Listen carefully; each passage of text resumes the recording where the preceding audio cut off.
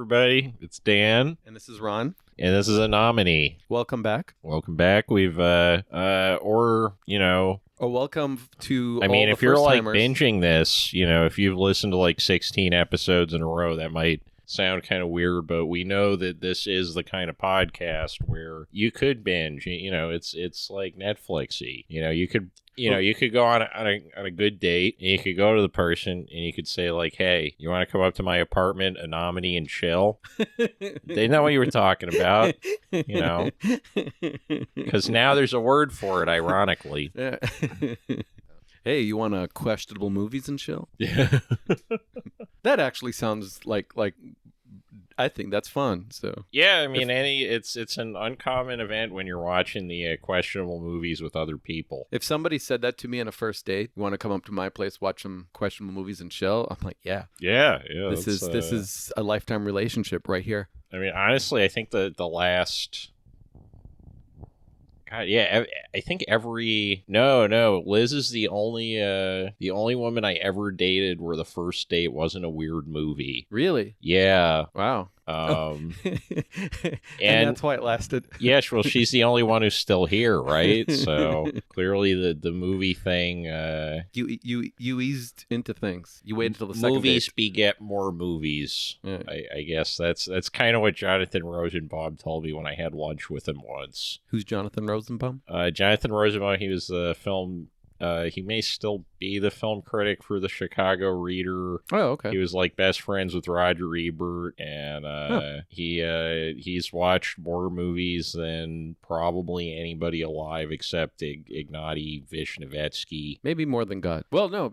He's watched so many freaking movies, and he gave $25 to my movie. Wow. Because he thought it was a different movie. But by the time I sent him a Facebook message, and I was like, "Yo, Johnny, I'm coming." It like that? I don't think I said Johnny. I was like, "I'm coming through Chicago. If you want to find out where your $25 went, meet me for lunch." And he was like, "All right." And and he was just kind of like, yeah, trying to watch the most movies is not necessarily the best thing one can do with one's life. Oh, so he was trying to watch the most movies, not just watch. Well, he was like 70 at that point, so he had watched the most movies. Okay. It was kind of the. Remember that Beavis and Butthead episode where he's getting his hair cut, and he sees the hairdresser's breasts, and he's like, "Beavis, I've been to the top of the mountain, and it is good." And he went to the top of the mountain, and apparently it was it didn't seem bad, but it didn't seem he might have done it differently the second time. Do you know what I want? What? I want a tattoo of a butt on my butt. With directions to the nearest burger world? Yes. Which brings us to our movies for this episode, which is... I don't even think Jonathan Rosenbaum saw. Oh... Although, who knows? This is a movie that I am very glad exists. Good or bad, I am glad that this movie exists.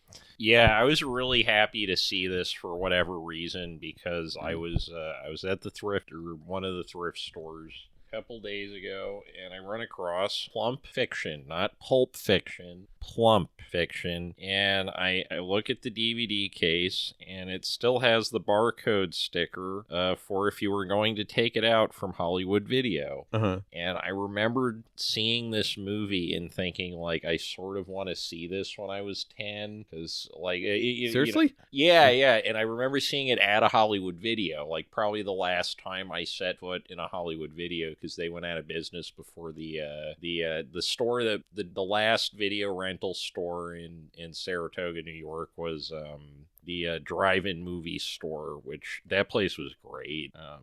They had so many like weird cult sections and stuff. But a Hollywood Video? Oh yeah, Hollywood Video was great. Oh, Hollywood Video was great too. No, I was talking about the drive-in movie store, but I'm sorry. But yeah, but Hollywood Video is a lot bigger than drive-in movie store had like. Yeah, they had like a more specialized selection because it was an independent store.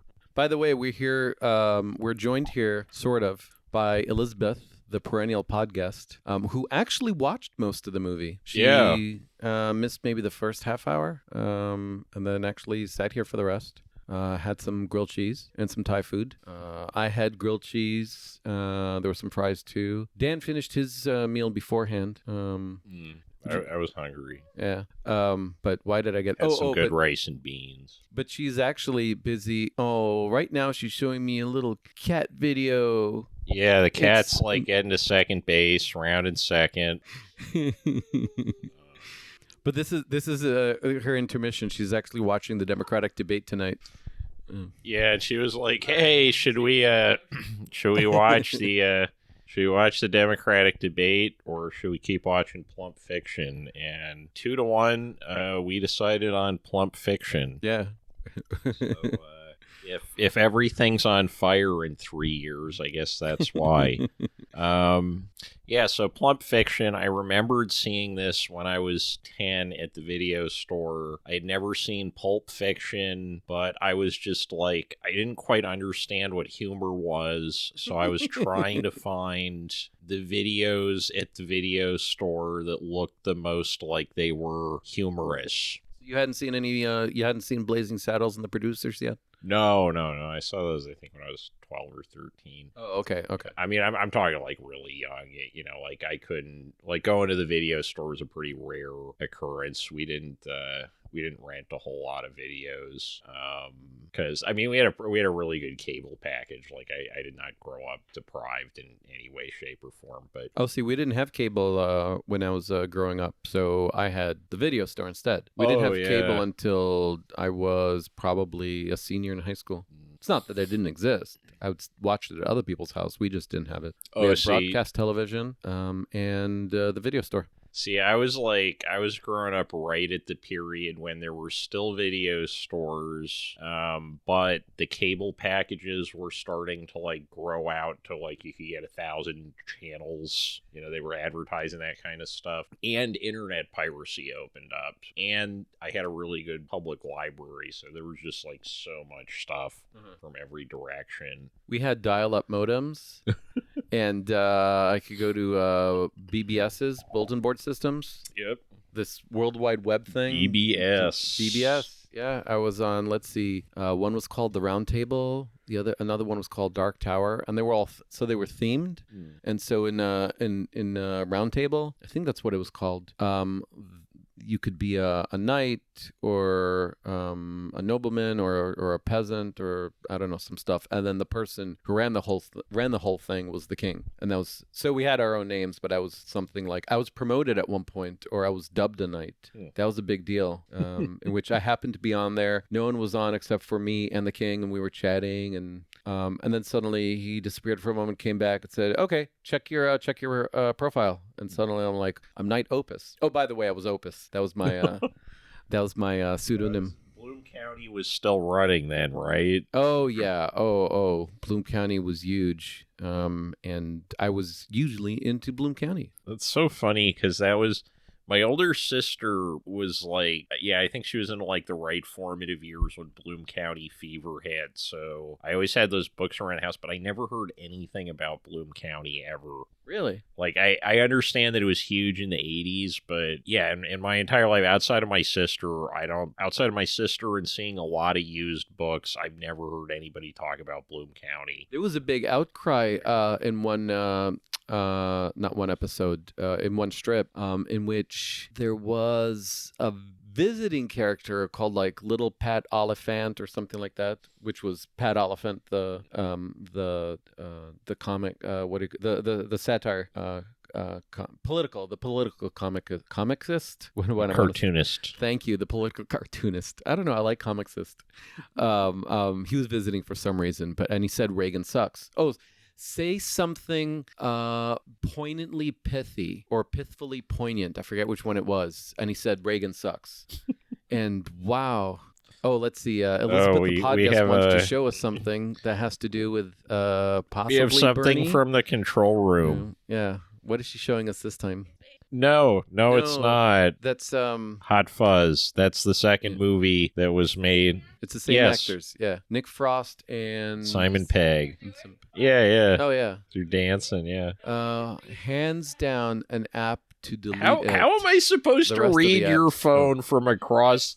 Oh, she's holds down an app to delete it. The rest of the app. So the podcast is holding a cell phone across the room, showing me this thing, and she's like, "No, you have to read the text."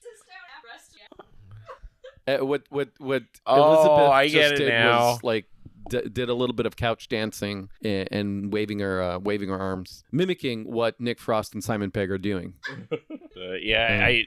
I've been showing Liz Spaced because we like started it 2 years ago, and we only watched I think 1 or 2 episodes, and then we're finally finishing it now. But Spaced is that fun. show was great. Yeah. But when they had the Reagan sucks thing, like people wrote and canceled subscriptions to the papers. Some papers didn't publish that day's strip, which is so funny because they all publish Mallard Fillmore.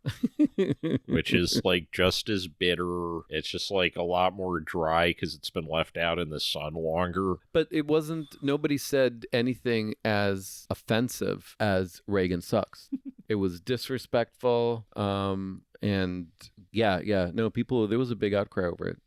So then afterwards, I don't know, I don't think it was the next day, but like a week later or something like that, Opus tries to say something, and he says Reagan socks. That's all he can handle. Anyways, so movie. We watched Plump Fiction. Yeah, Plump Fiction, 1996, directed by a guy whose name is in the credits twice, whose name I noticed in the credits twice, who has never directed anything since that I can think of. Or Ron found something. He's directed several things. Among other things, I can't remember his name. Chris Dower or something? Bob Coher. Bob Coher. Okay. The most recent thing, or not the most recent thing, but the most recent thing that stands out to me that he directed is Race to Witch Mountain, the Witch Mountain movie with Dwayne "The Rock" Johnson. I don't even know what Witch Mountain is. Oh, really? Yeah. Oh, maybe we need to watch Escape from Witch Mountain or Escape to Witch Mountain, or I forget which one. Return to Witch Mountain. How many Witch Mountain movies are there? Well, I remember when I was a little kid, I remember seeing Escape to Witch Mountain in the theater, but I don't think I ever saw Return to Witch Mountain. It's a whole thing with I don't know, I don't want to get into it, but maybe we can. But there's kids and aliens and the guy from Green Acres. Okay. What's his name? Mr. Green Acres. With Zsa Zsa Gabor. Zsa Zsa or Ava? I think Zsa Zsa. Albert something. Do you ever watch Green Acres? No, that was never on TV when I was a kid. Green Acres is the place to be. I don't think I've ever seen. Oh, darling. I don't think I've ever seen DVDs of that when I've been out. Like, I saw DVDs for the Doris Day show last week, and I was, really tempted, but I didn't. But, yeah, I've seen budget compilations like Beverly Hills. I don't think I've ever seen a Green Acres DVD. Wow. I wonder if it's out there. Yeah. I feel like it would have been released, at some point. Or they probably have the entire series available on a Netflix or something like that. Probably, yeah. Oh, now I'm going to have to look up and see what the guy's name is, because you recognize the name when I tell you.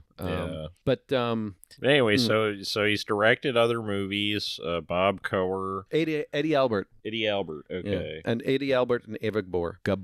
All right, but sorry, you were saying. So we got a good cast. A lot of '90s comedy standouts.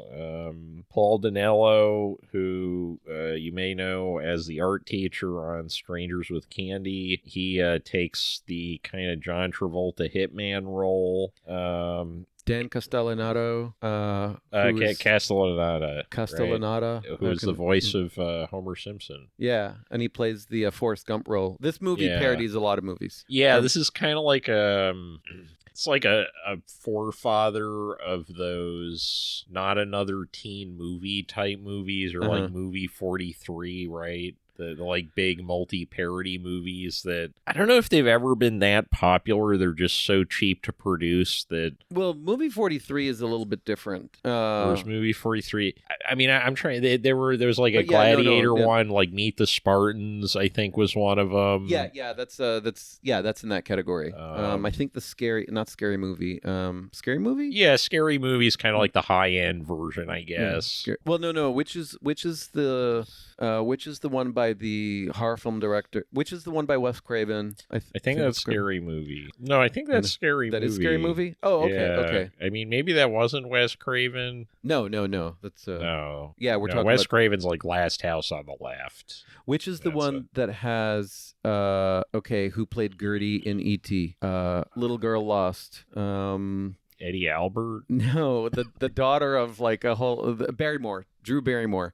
It has Drew Barrymore very briefly at the beginning. Huh. Which movie is that? I think it was Wes Craven. Anyways, yeah. Anybody listening who'd be like, well, it's obviously, how could you not know that it's blank? I mean, that or you could say this is like a very low energy follow up to Hell's a Poppin'. If we're taking like a very long view of the cinema that happens to be very conveniently focused only on movies we have covered on this podcast. If a movie is 50 years in the making, it can get a little tired. Yeah, like Airplane is technically like this, right? Like you take a genre. I think there was a specific disaster movie that parts of Airplane, so it's not that hugely different. It's just like a lot better executed, although there are some really funny parts to this movie. But this is also kind of interesting in that it's the only film. I mean, this had to be. Wait, no, this wasn't straight to video. Holy shit! It wasn't the theaters. Okay, I thought there was something about this in which because it says an original theatrical trailer. Worldwide gross was $70,000. But I don't know if that just showed up in one theater once.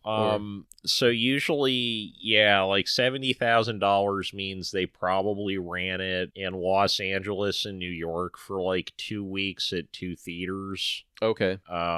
Just so that it could be eligible for. I mean, usually they do that so that things can be Oscar eligible, but I really doubt they were worried about Oscar eligibility with this movie.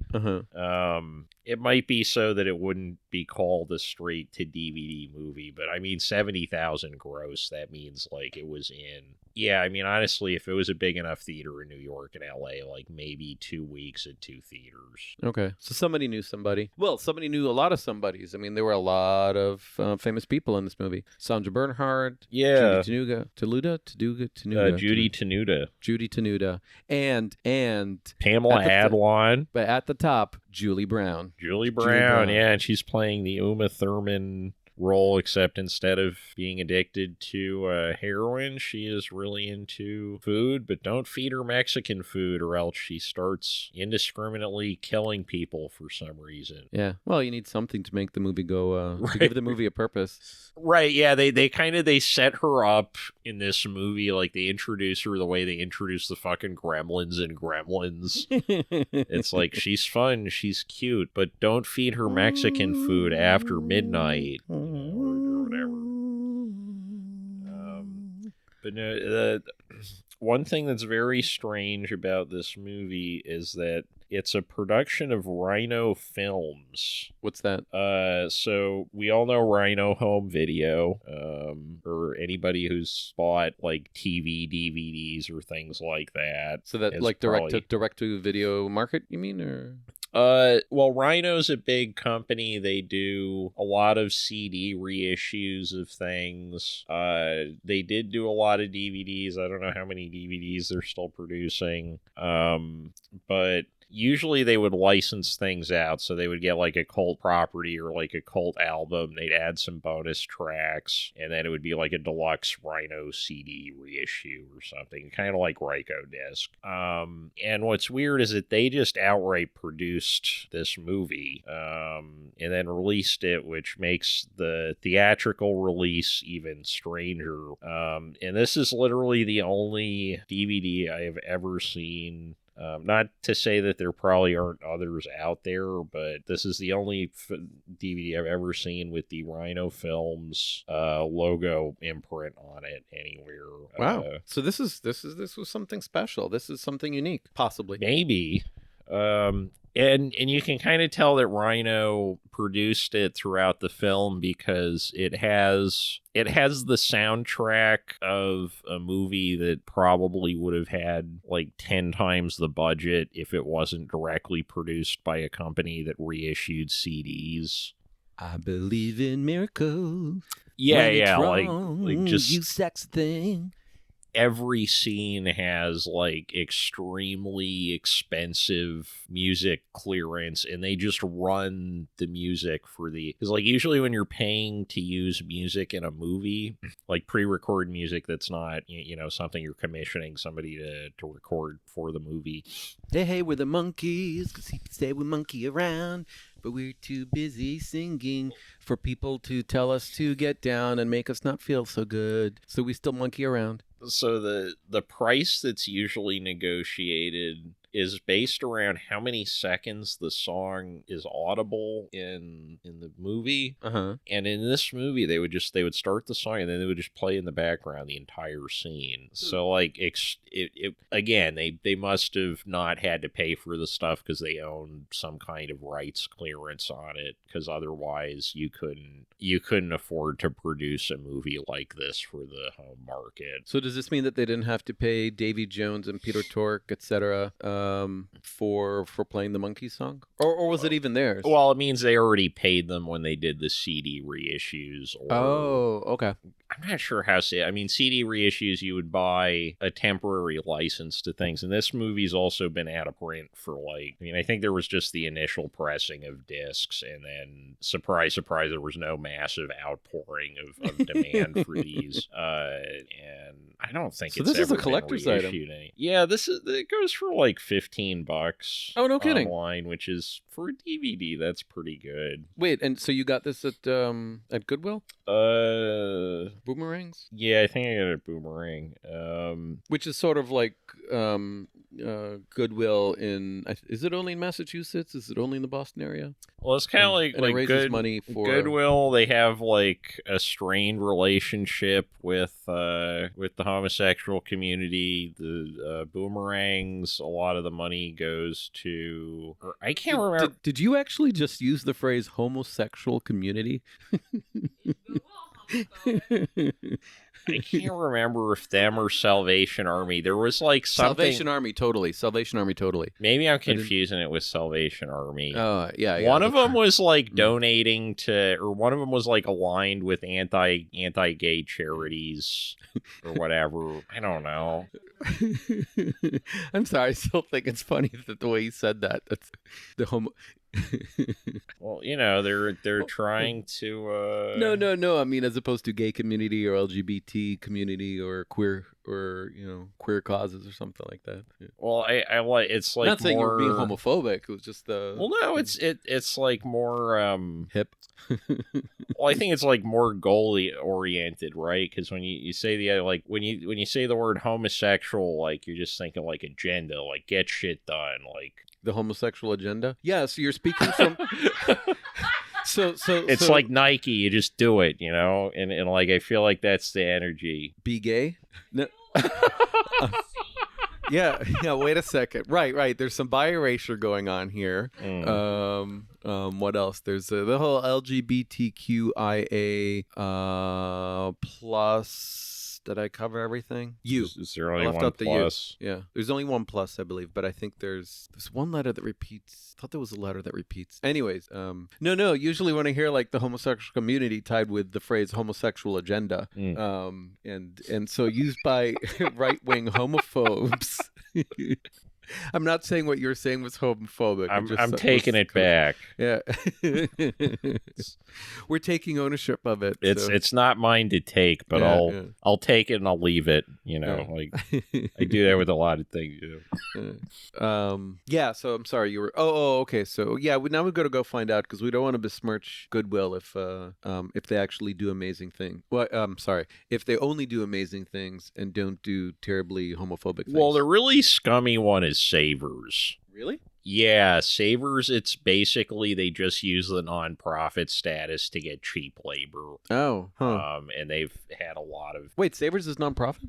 Or they're like semi-nonprofit. Yeah, all those places you have to have like you can't have a business where people just give you. People aren't going to donate stuff unless they can get some kind of tax rebate, or you're not going to get a volume of donations. Oh, I didn't realize Savers was donation based. I thought Savers was just all the remainder stuff that can't be sold, and they're just trying to. Oh no, you're thinking of like Big Lots or Ocean State Job Lots or something like that. Yeah. Savers is basically like a more privatized type Goodwill with usually not very interesting stuff. Okay. Like, I think I found a boxed light gun for the Sega Master System. That's the best thing I ever found at a Savers. But otherwise, usually it's like an enormous Walmart-sized building, but it just not a lot exciting going on over there. At least around here. Now there's probably like dozens of those places, but anyway. Oh, by the way, the movie I thought you were referring to was Scream. That's the Nev Scream Campbell... and Scary Movie. Those are different. Yeah. Because I remember once somebody trying to argue with me that Scream was a parody, and I'm like, no, it may have its Scary funny moment. Movie is the parody, and Scream was the one that's just sort of campy. Yes, Okay. and that is Wes Craven. At least the first one is. I don't know about the rest. Because I think now looking, there might have been as many Scream movies as there were scary movie movies. So. Yeah, I mean, some of these, if the budget is low enough, you can go franchise on. God, there were 4 Darkman movies. Does anybody remember who Darkman is? I do. Okay, I saw a special screening of it. That was Liam Neeson's greatest film before Schindler's List. Or like, there's 3 Scanners movies. Really? Yeah, there's 2. Of course, Cronenberg had nothing to do with the last 2 of them. But anyway, so according to the box here, this film won the Palme d'Hors d'Oeuvre. Best picture, apparently. They didn't parody that one. It just says best. It says that it won best picture. Wait, let me see. On the front. On the front. Under the logo, or on top of the logo, maybe. The whole thing is Palme d'Oeuvre, Best Picture, Canned Food Festival. Right, and so apparently this one... it's all one string awards. I thought it was saying it won all 3 things. Yeah. Okay. Instead of the Palme d'Or Best Movie. It's from the producers who saw Pulp Fiction, Reservoir Dogs, and Braveheart. So in case you didn't understand, this is broadly a parody of Pulp Fiction. They put the name of the actual movie on the front of the case. Yeah. Kind of like... Guess you didn't know what plump fiction meant. Well, they started doing that with porno videos, right? Yeah. Where it's like it used to be like the Flint Bones or something. Like that's a real movie with Ron Jeremy. Or like stuff like that. And now they don't trust the audience. They think the audience is too dumb to understand it's a parody video by looking at it. So it'll just say like blah blah blah, a parody. It'll be like Star Wars The Force Awakens, a parody with boobs. A Fantastic Foursome, a parody. No, they don't even... Oh, they leave off a parody? Well, no, they don't do like the parody name. They would just literally call it Fantastic Four. Oh, okay. A parody, because I don't think they trust the audience to understand puns to the point it would lose the money. It's kind of sad. So this parody's, the main thing is it follows the plot and structure of Pulp Fiction. It parodies a number of Quentin Tarantino movies, including Natural Born Killers, which he didn't direct, but he wrote. He wrote the screenplay for. Did he? I'm pretty certain. Yeah, that's how he got to start. No. I think that was From Dawn Till Dusk. So Natural Born Killers, that was directed by Oliver Stone. Yeah, I thought Oliver Stone wrote that. I don't know. Can Oliver Stone write? I don't know. We'll have to have him on the show and ask him. Oh, okay. Because Natural Born Killers came out after Reservoir Dogs, I thought. Okay. Story by Quentin Tarantino, but screenplay is 3 people, including Oliver Stone. Screenplay is David Voles, Richard Rutowski, and Oliver Stone. Okay, I'm sorry. So I knew Quentin Tarantino had something to do with it, but I way misremembered it. I don't know how involved he was. Because I thought I didn't think he did anything before Reservoir Dogs, really. He just got really lucky and sold his screenplay to Miramax, which now makes said screenplay look kind of dirty. It is tainted. But yeah, so parodies these excuse me. Based on what it said in the cover, it mentioned Braveheart, but I don't recall anything that seemed like Braveheart. No, but there was a Sister Act. Yeah, there were a lot of it was a real random hot. I guess it was just whatever you would have been seeing ads for in 1995 or it even parodied Clerks briefly.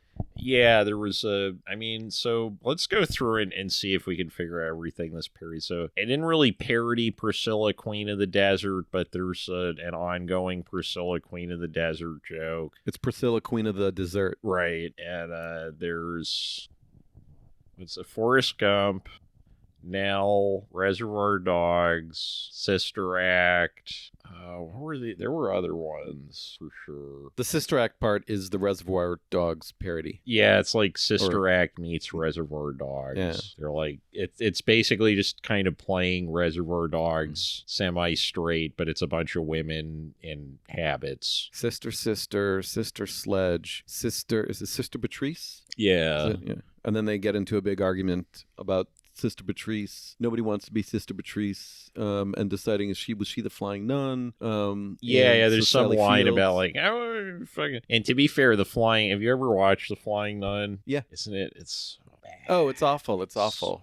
It's awful. I mean, it makes I Dream of Jeannie look like fucking Chekhov. And there was a whole discussion about I Dream of Jeannie at the at the beginning scene in the diner from Pulp Fiction. And Christopher Walken. Christopher Walken's in it. So much around that diner. Yeah, like in the movie. I mean, I guess because it's the cheapest set to recreate from the movie. Uh-huh. But yeah, we get to see Sandra Bernhard. Does she shoot somebody, or does she just keep screaming with the loaded gun? Because I mean, she's doing the what is it, the thing Tim Roth and what's her face do, Juliette Lewis do at the beginning of the movie. Uh-huh. Yeah, there's a couple really funny jokes in here, and then a lot of things that, I mean, there were lines where I wasn't quite sure whether it was even supposed to be a joke or not. Well, I think most of the lines were. So if it felt that way, that means the joke fell flat. It was. Yeah, there's a couple really great lines and then a lot of filler. I mean, Paul Donnelly, the cast is fun to watch. They put in work. And there was a Christopher Walken impression. There were so many. The one guy does So should we talk about is now a good time to talk about the runtime? I thought we would just spend the next 2 years talking about Christopher Walken. Oh, okay. Sorry, I'm into that. I'm turning upside down the repeating Christopher Walken joke. All that matters is that there was a guy who talked like Christopher Walken who would show up about every 20 minutes or so and say some Chris Walken line. But yeah, go ahead. Well, yeah, it relates to the back of the case. It says that the movie runs plus minus 90 minutes. Now, the DVD player that we watched this on has a time counter, as I imagine the vast majority of DVD players with any kind of LCD panel do. It ran 82 minutes. I don't know. That's they added a full 8 minutes, unless there's No, it's rounded up. It's rounded up. Yeah. In the last 8 minutes of the movie before it's rounded up were credits and bloopers. You know how you can tell a movie isn't very good?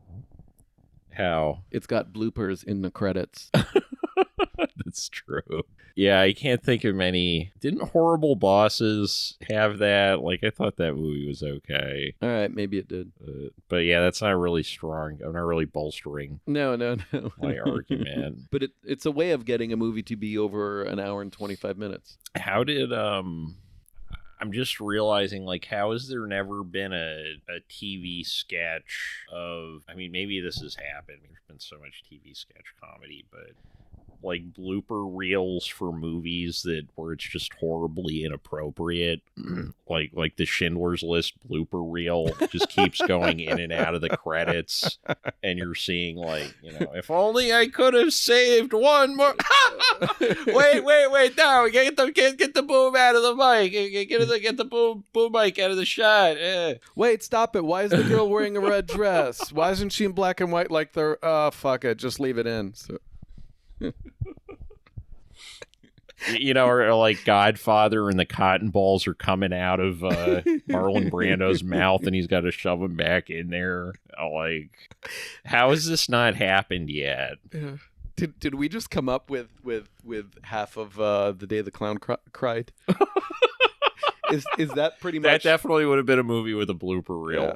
Oh no, I was thinking that The Day the Clown Cried is the Schindler's List blooper reel.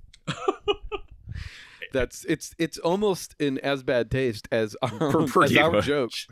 Well, like the best thing I've heard about Day of the Clown Cried, because there's a great article that ran in Spy magazine like 30 years ago. And just a reminder, that's the Jerry Lewis Holocaust movie that's been shelved and hidden. So yeah, sorry, go ahead. As previously heard on our podcast. Yeah. Just for the people who've just joining us for the first time. Yeah, Ron was doing like like at HBO they always do that 1 minute like previously on what previously on Schindler's List. Right, and the best detail is, and I mean this is not surprising in any way, but it's just a weird detail thing about every Jerry Lewis movie ever, and I have watched 90% of them. He's always wearing that giant wedding ring on his finger. Like he could be playing, he had it on in Artists and Models. He's got like a wedding ring on. Wait, but he's single in that movie. Right. I mean, he's single in all the movies, but he's still got this ring on because he just never took it off. Huh. And so he goes through this entire Holocaust movie with his ring on, and his shoes always look well shined. And that's the one thing the guy who saw a cut of it and talked to Spy magazine remembered. Huh. But there's just a million. Imagine an outtake from Citizen Kane where it's just like the kid with the sled in the beginning and he like falls down and the guys with the guy with the camera starts laughing.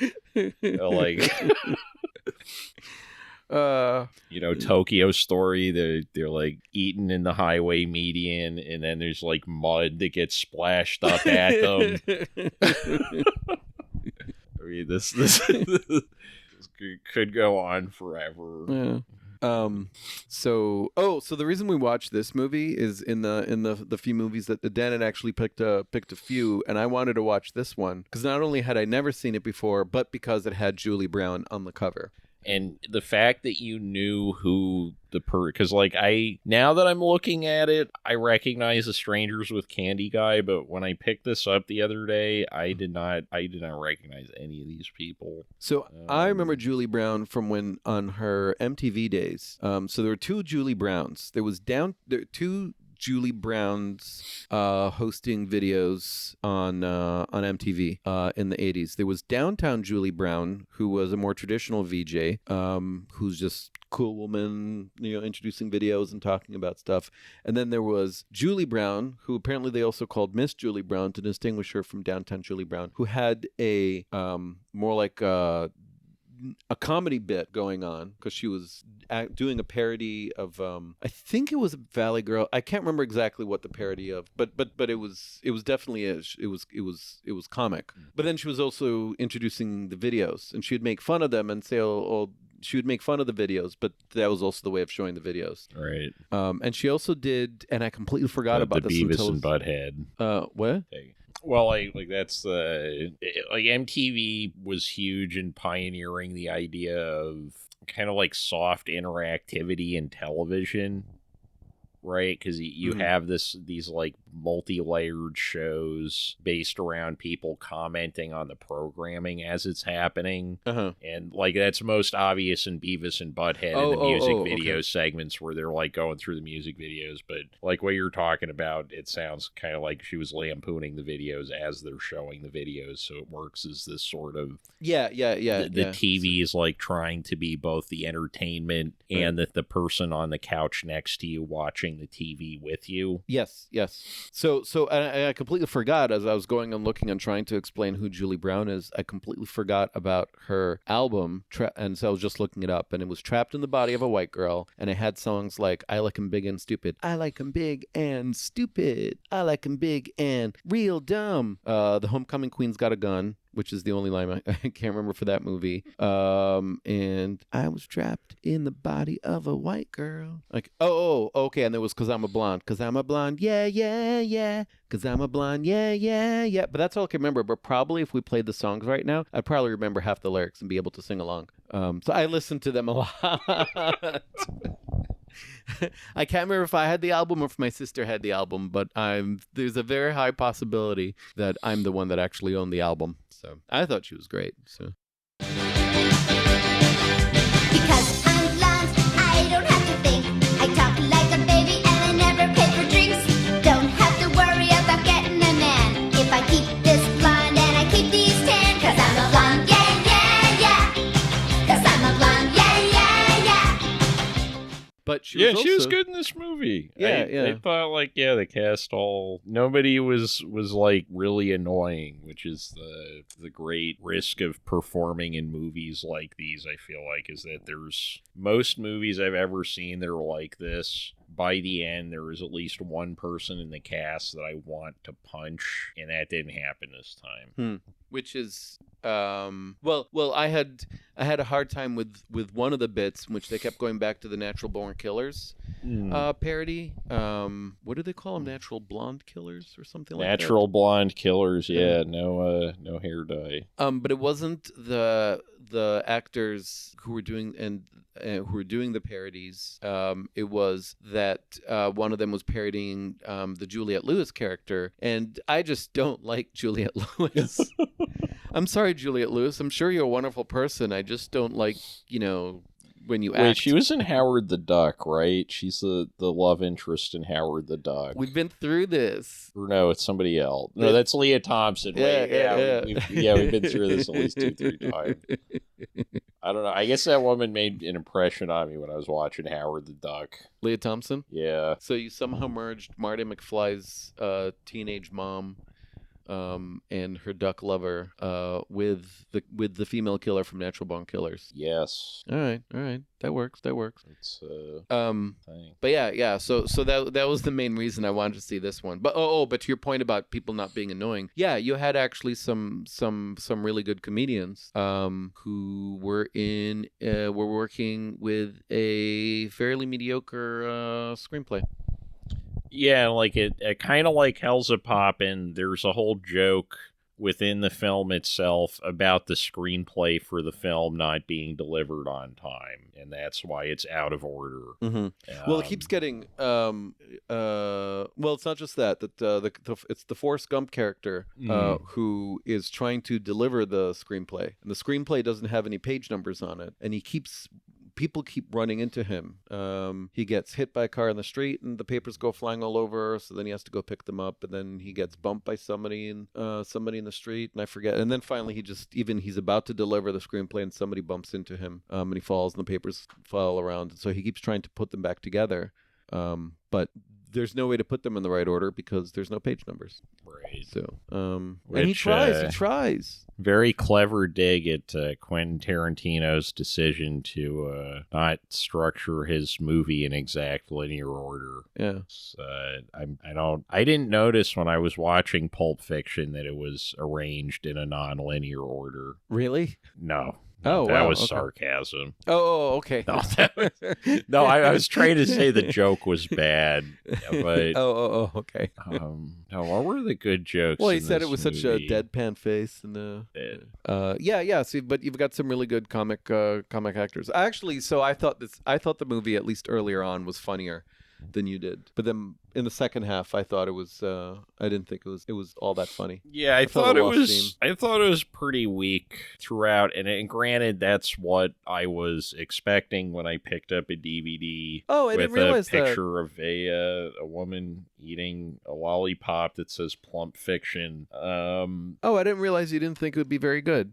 Well, no, I mean, how can you look at that DVD and I mean, you just don't want to get your expectations up because it's if it is really good, then that's like awesome, but it's not going to be good, and it wasn't good.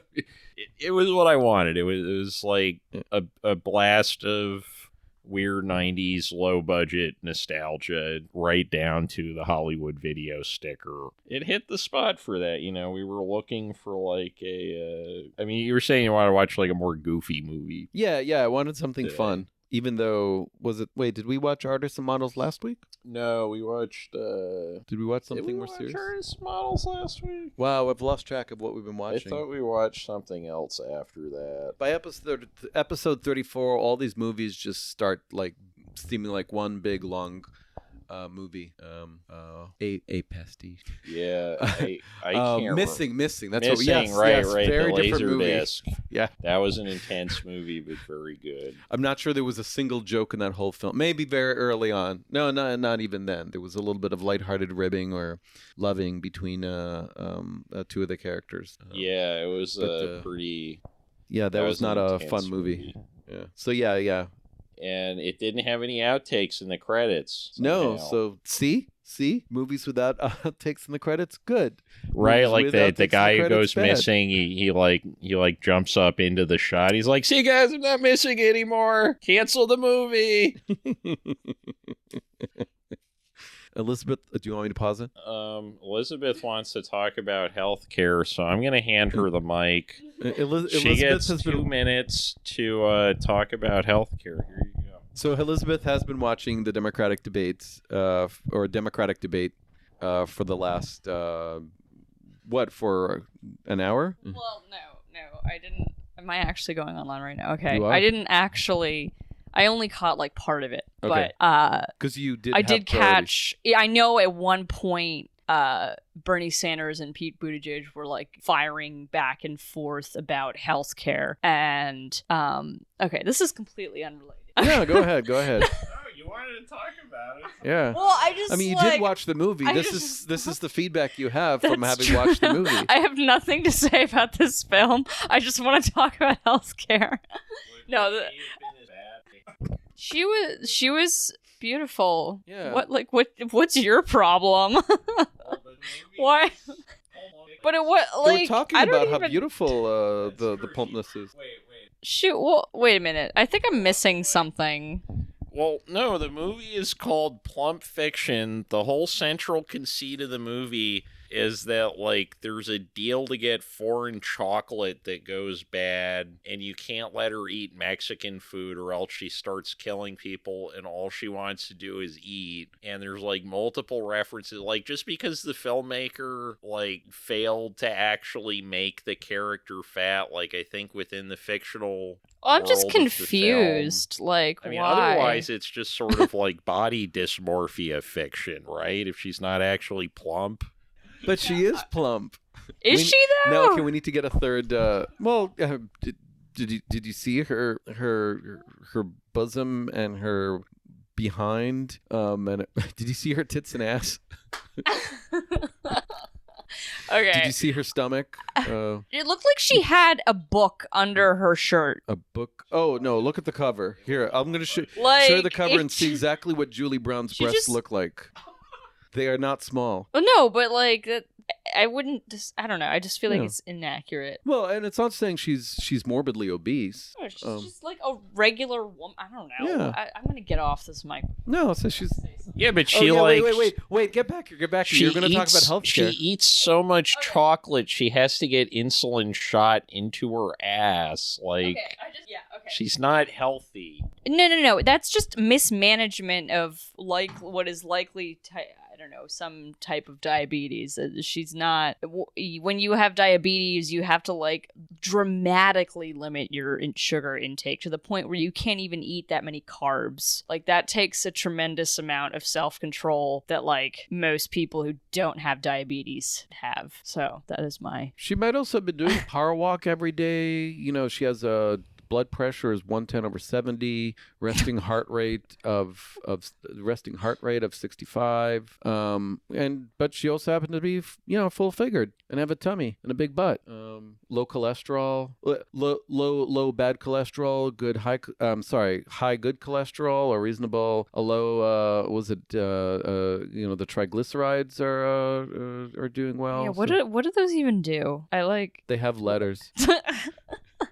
They're words that form sounds. Yeah, I don't know what the good stuff does. So, Okay, all I was gonna say about health insurance is that I find it hilarious that Pete's like single thing that he keeps coming back to is just like, well, taking away private health insurance means that you're taking away people's options. Who do you actually know who likes how complicated and confusing like the multitude of private health insurance plans out there are? Like, who actually likes that? That's my question. Oh, I'm sorry.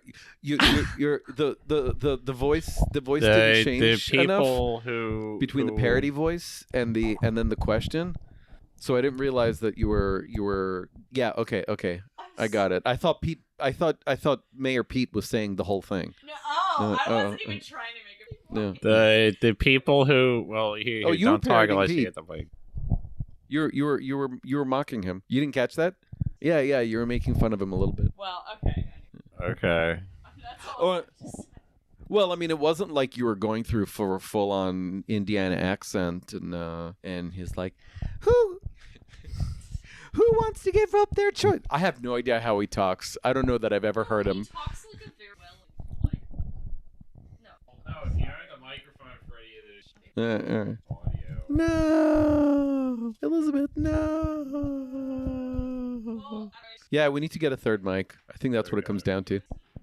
So that was everything about healthcare and weight and whether weight is Do you think that is a health Ryan concern about healthcare? No, the mic is directional. It's not picking. There's going to be a giant dead space.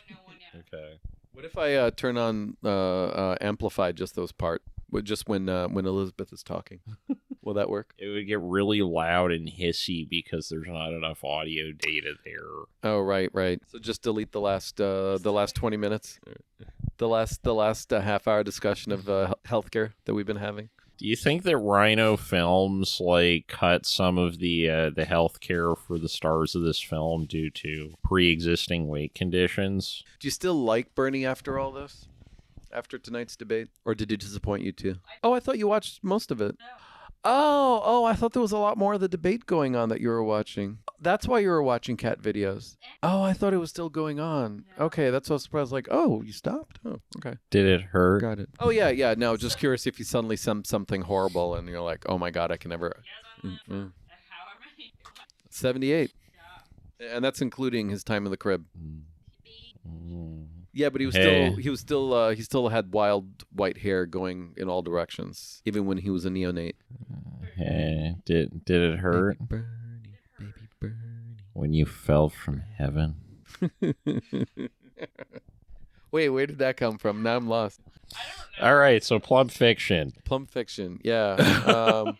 I think this is a little bit like Frogs, where there was so little. This was material better to than work Frogs. with. No. This was definitely better than Frog. But yeah, It it had that Frogs. same low effort quality. Yeah, and the problem with Frogs, and when we were talking about Frogs, is with Frogs it was so bad and there was so little to work with that we just kept repeating ourselves, and we were like pulling blood from a stone. Yeah. No.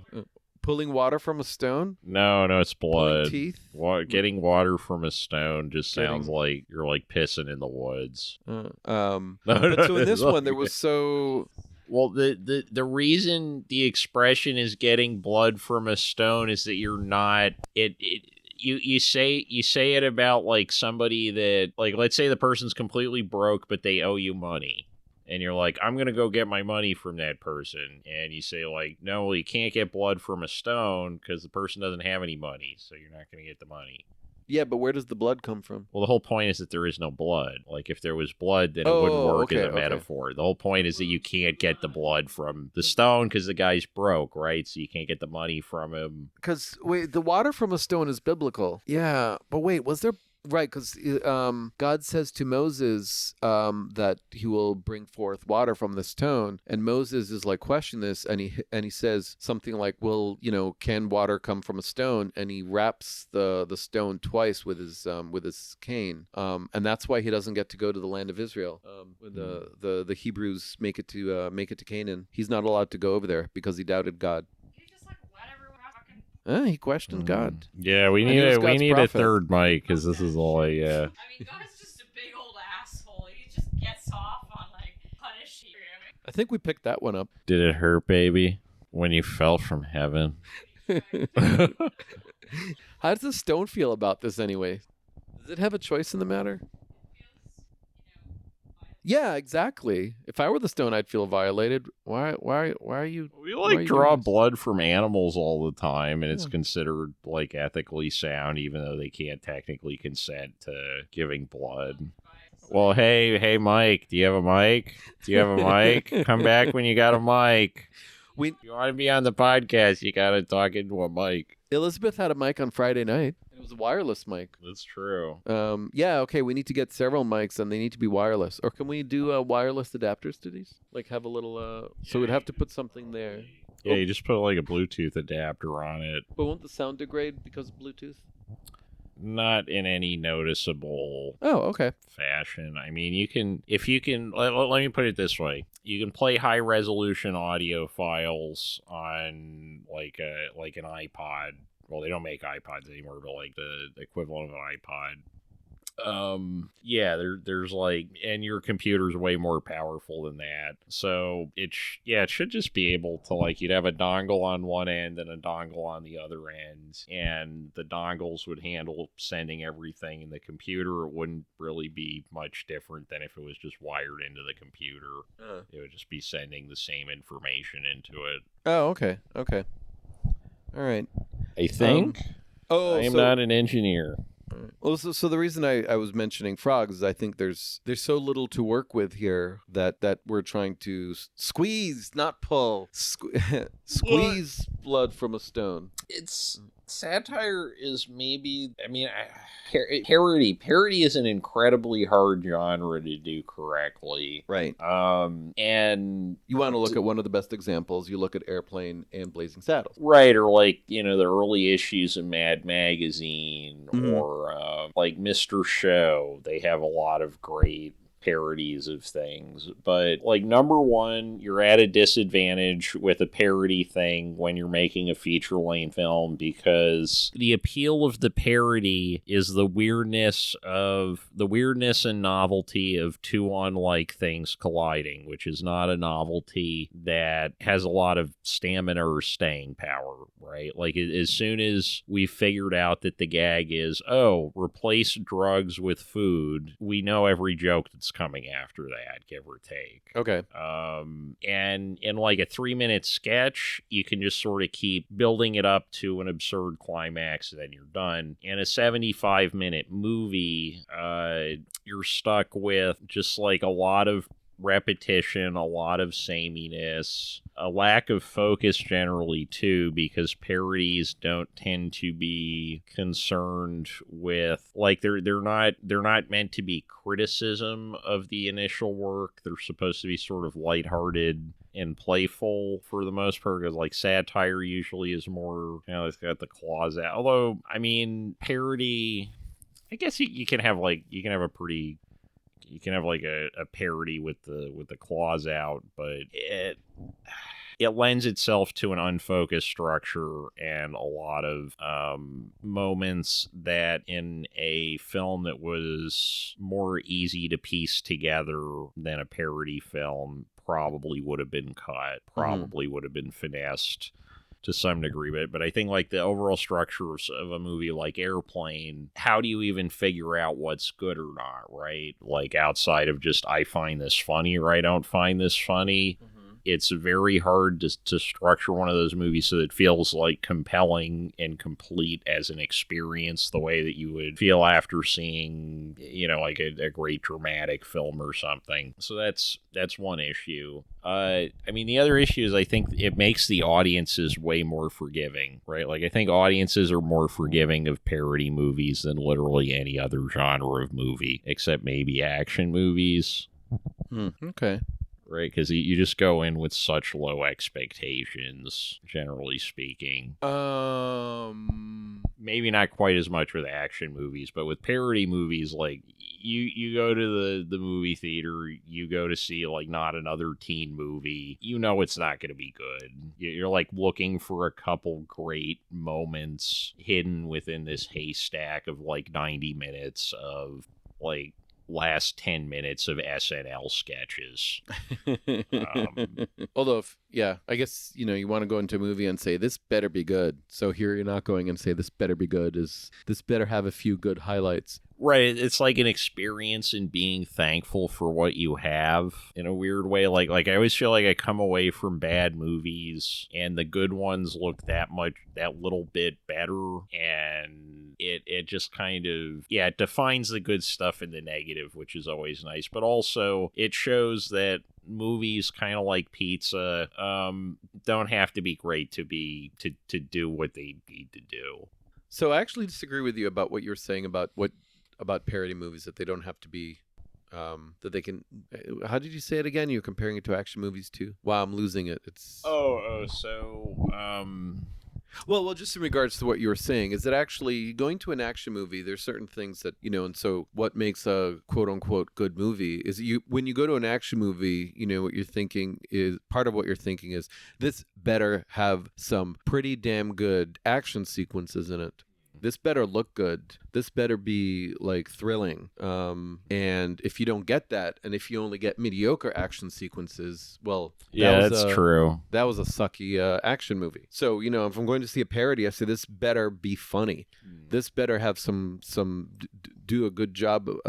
This better have some great send-ups of whatever it is it's parodying. And here we didn't get that.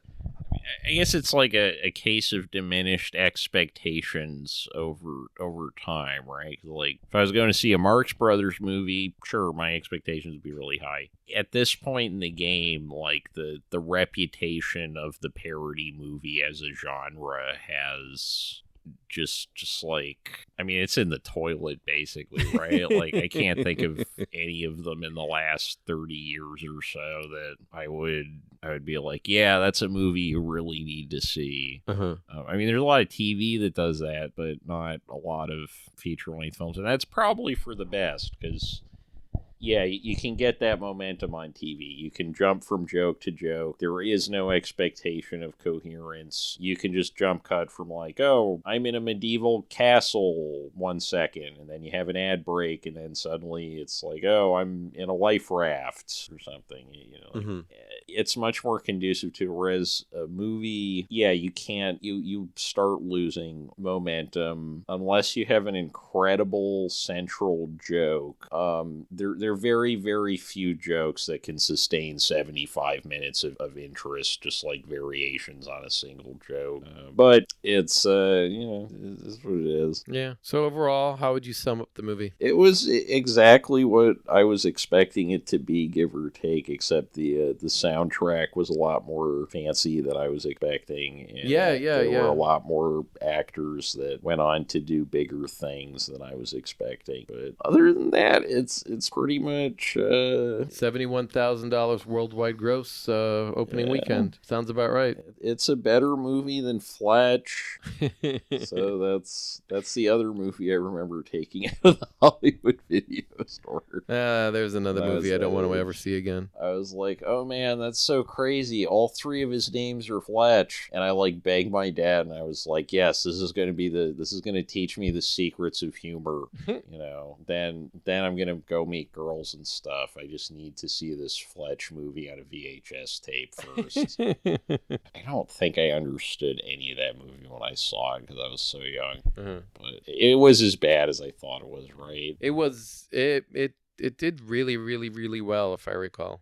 Right, because there were Enough like that there was a three of sequel, them. yeah. Three. Were there two or three? Two, Because there's maybe, Fletch yeah. Lives, and then All right. yeah, I think Ron looks like he's falling asleep. Yeah, I'm starting to, and we still have a bunch of boxes in the car that we need to move. Oh shit! And it's raining In the middle of the rain. too. Yeah. Okay. I guess I could leave them in the car and bring them next time. That was the main reason for driving. No. Or for my going to the office. I'm parked it's almost You're a half parked- block. Okay. Yeah. Yeah, you could take a look Probably and see. make it. Yeah. But you were starting to do a sign off. Oh yeah. So this has been Dan, And this has been Ron. and the movie this week was Plump Fiction. And this in has case been you weren't paying attention to anything for the last hour and a half. And again, that's Plump Fiction, not Pulp Fiction. Yeah, we're never gonna do an episode on Pulp Fiction. No need to do that. If you haven't seen it already, we're not gonna tell you about it. If there was Oh, like that a sounded version rude. of this with dogs called Pup Fiction, Aww. I would. That movie has to exist. Do you ever watch the Puppy Bowl? Yeah, of course. I think I've seen the Puppy Bowl more times than I've seen the actual Super Bowl, which Yeah. is insane. But that's setting the bar pretty low. So I haven't actually seen that many Puppy Bowls. But yes, it was adorable. So cute. Yeah, it's like the dogs don't get CTE at the end of it.